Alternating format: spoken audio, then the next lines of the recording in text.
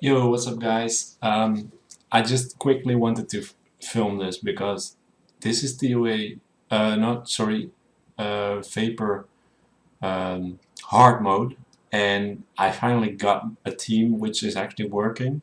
And obviously, this is not a farmable team at all. Like I got Azura, I got Downlord, Spider Queen, and all that. But Spider Queen, if you have her, she's pretty good, obviously, but her skill, her third skill actually puts this on cooldown, Absorption Blade, because this heals, and I think again I'm gonna make it. Like right now, it's gonna be fine. And what is also like this skill can put it on cooldown if you're lucky, but this skill has 25% ignore defense, and that hits like a truck if it hits correctly. Like that was not like a big hit at all. And I understand that this is not a team that you can make or build, whatever, but there we go, bonus turn. Almost there. So nice. But Dialord is actually not necessary. Azure is not necessary either. It's more Spider Queen that does it. Light and dark, there we go. Bam. Stage cleared. So yesterday in my recording I finally beat that stage, Spire 90, and I wanted to show you guys the runes I used on the team, um, and why it worked or why it should work. So I used Azure basically because he has the 50% defense lead. This makes my unit so much more tanky, and he's a tanky unit that does some damage. But he's not my main damage dealer. Also notice that the Fallen Angel is a chaotic one, so he is more likely to attack light, dark units, or if I'm correct, what this element? I forgot the element. What is the element again? I should be able to see it in the archives, right? No. Doesn't really lawful. I think it's lawful.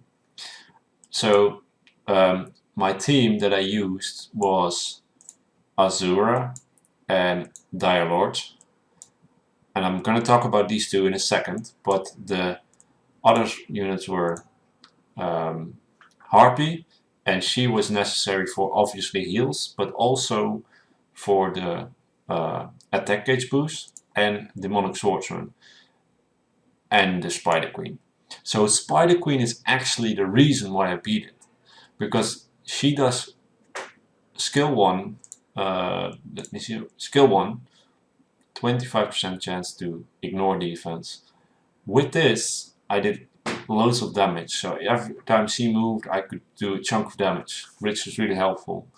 So she is ruined on Berserk to get more turns. She's not fast at all, because I often use him with this passive, but in this case I did use Training Web, and this 30% chance does work on this boss, so it's great because it's the second skill of the boss, which is, if I'm correct, this one, yeah, Absorbing Blade will give you HP greater than 50, recover 50% of own energy. That's fine, he just gets another turn, but if less, he recovers HP, and you need to not have that because it's so much health, it's really hard to get through it.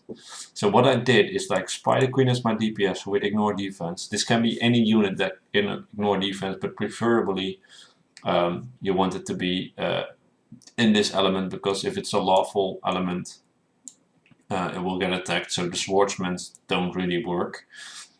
Then I used this guy, Demonic Swordsman, just to get more turns. He's not really greatly ruined, but I made him a little bit tanky with giving him some HP, and for the rest the runes are relatively bad.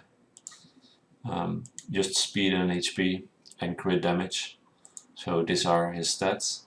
And then I did use the Harpy for heals and for other stuff. She is really tanky. Not so much defense though, but a lot of health. And she is ruined with Prayer and Berserk. And then the Spider Queen, obviously, which is just massive damage. And then I want to talk about the other two. Like right now, I used two units that are not super obtainable for everyone. So Azure and Dialord. But in all reality, Azure is not necessary. He's just not. But you want to get a unit with high defense buff. Maybe an Abyss Lords can help you out as well, because he actually, the Abyss Lords actually give the defense as well. Or I think he does give defense, but it's only in Catacombs. So I don't know if there's another good defense lead unit that I can think of right now. And instead of Dialord, which is great and all, you could also run something like something else that buffs like attack and defense buff. So a Druid, but I would not stick to the Druid because he's gonna get attacked like most of the time. If he's very tanky, that's actually good, but then you can heal him up constantly. So the Druid is actually an option because he can give you defense buff and maybe heal you. So that's very that could be an option. Make sure that this guy is then very tanky, and otherwise, what you can also maybe use as a tank for the boss is, if I can find the guy. I don't think I have one right now. If I'm correct, the golem. Yeah, the golem. The rock golem could help you out big time, because he is a tank. He has a shield that puts on everyone, which is pretty heavy, and he's going to be attacked most of the time. So because of his skill, let me see where it is though. Yeah, this passive guardian. Do mind that there is a silence. So if you would run the golem and, for example, the druid, you might want to run immunity.